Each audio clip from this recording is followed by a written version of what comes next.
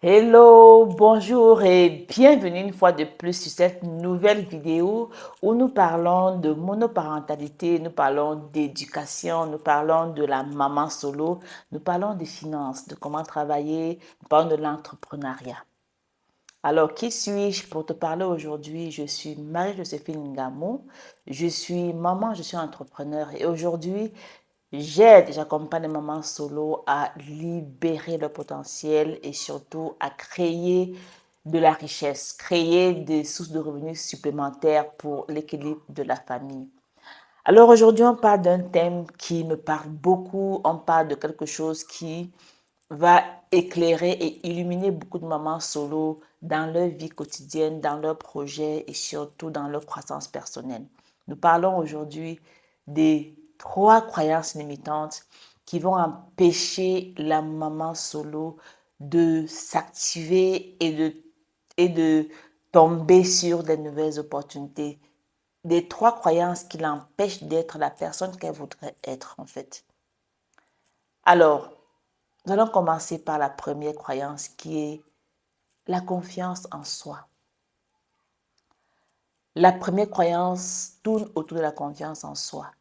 Beaucoup de mamans solo n'ont pas confiance. Elles n'ont pas confiance en elles. La confiance a été détruite peut-être dans l'enfance. La confiance a été détruite peut-être dans une mauvaise relation amoureuse. La confiance a été détruite peut-être dans une mauvaise amitié. Bref, il y a toujours quelque chose qui a peut-être créé ça chez la maman. L'éducation, son enfance, son parcours de vie et les mamans sont brisées. Et une fois qu'on est brisé, parfois on n'arrive plus à se faire confiance aux autres. On ne croit plus en nous, on ne croit plus en nos capacités, on ne sait pas si on est capable, on doute de tout. Et la première personne de qui on doute, c'est nous-mêmes. On doute d'avoir des compétences, on doute d'avoir appris des choses juste parce que nous sommes des mamans solo. Et aujourd'hui, il est question de reconstruire cette confiance en soi, se poser les bonnes questions, savoir où j'en suis aujourd'hui, faire une très bonne évaluation, être capable de définir réellement mes forces, de reconnaître mes faiblesses, de savoir quels sont les points où lesquels je suis fort, des points où je ne comprends rien du tout et de comment je peux travailler pour grandir dans ces domaines-là. Donc la confiance en soi va se construire, va se bâtir de manière intentionnelle. Je dois prendre l'action pour reconstruire cette confiance que j'ai perdue. Je dois prendre l'action pour redorer mon blason en tant que maman solo, de m'approprier ma personnalité. OK? Donc, c'est un travail intense que nous faisons de manière régulière, courante, avec toutes les mamans que nous accueillons. Donc, la première croyance tourne autour du manque de confiance en soi. Et quand on manque de confiance en soi, on ne peut pas se lancer dans un projet, on ne peut pas créer de bonnes amitiés, on ne peut pas bien éduquer nos enfants parce on peut leur transmettre nos craintes, nos peurs, nos doutes. Et parfois, ça va jouer sur leur éducation. Donc, je vais t'inviter, toi, maman solo qui m'écoute, à prendre du temps, à regarder ta personnalité. Qui es-tu réellement? Qui es-tu réellement? Quelle est la personne que tu es? Qui veux-tu devenir? N'attends pas que les autres te disent ce qu'il faut faire, mais prends action pour aller rebâtir ta confiance en soi. Alors, la deuxième croyance tourne autour de l'estime de soi. C'est 2 thèmes bien différents. L'estime de soi est tout simplement comment tu te vois au miroir. Tout c'est simple. Quand tu regardes dans un miroir, qui est-ce que tu vois? Qu'est-ce que tu vois en fait?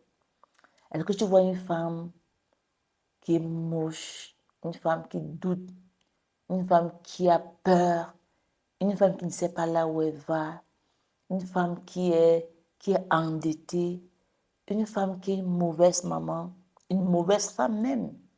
Qui est-ce que tu vois en réalité? Et c'est au moment de prendre le temps de te regarder. Si tu écoutes cette vidéo, je vais te prier à cet instant de regarder dans ton miroir et de dire, tu peux écrire dans ton cahier ou bien sur un commentaire, de dire qui est-ce que tu vois.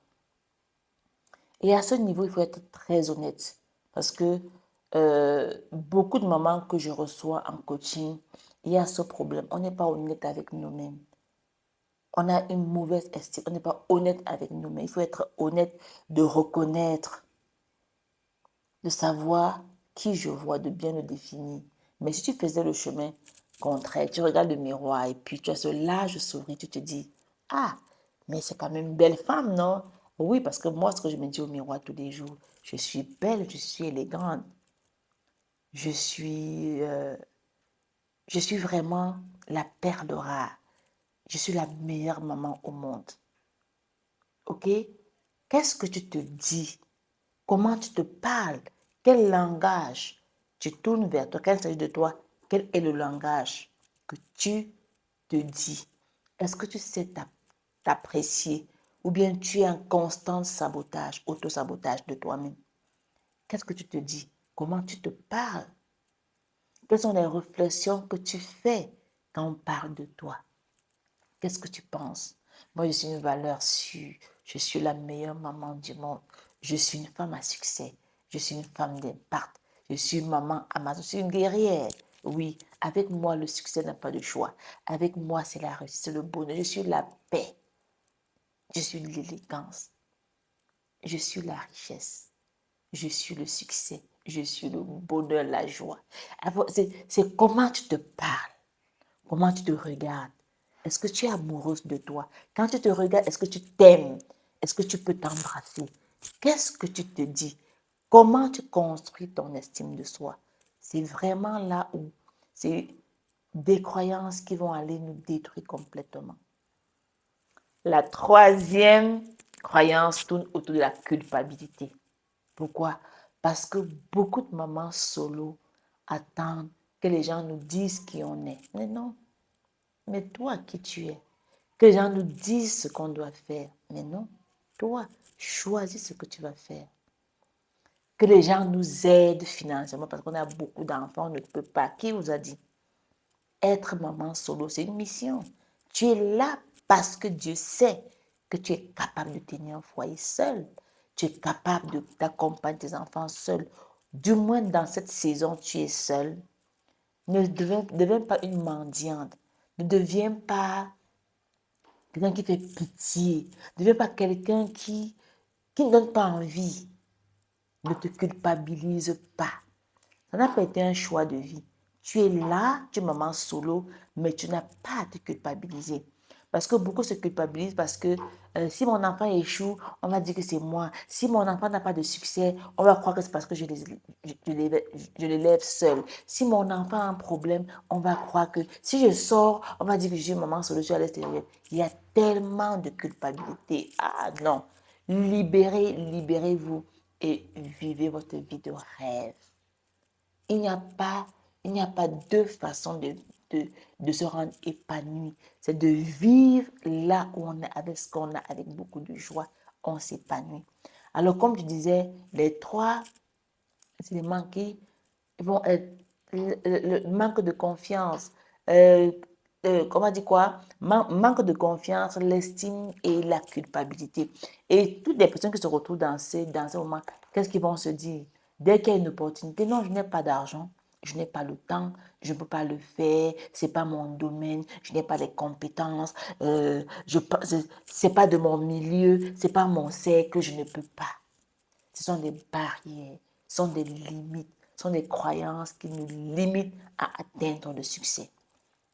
Ok? Donc, si toi tu es maman solo, si tu écoutes cette vidéo, je veux vraiment t'inviter à t'asseoir, à prendre un cahier.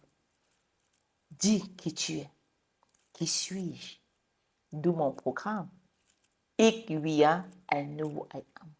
Je sais qui je suis. C'était mon chemin à moi de découvrir qui je suis réellement. Tes faiblesses, tes forces. Tu peux le faire. Un petit exercice sur un tableau.